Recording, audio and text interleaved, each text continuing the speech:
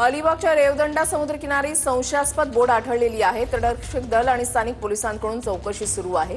मध्यरात्री 2 वाजण्याच्या सुमारास संशयास्पद बोट आढळलेली आहे।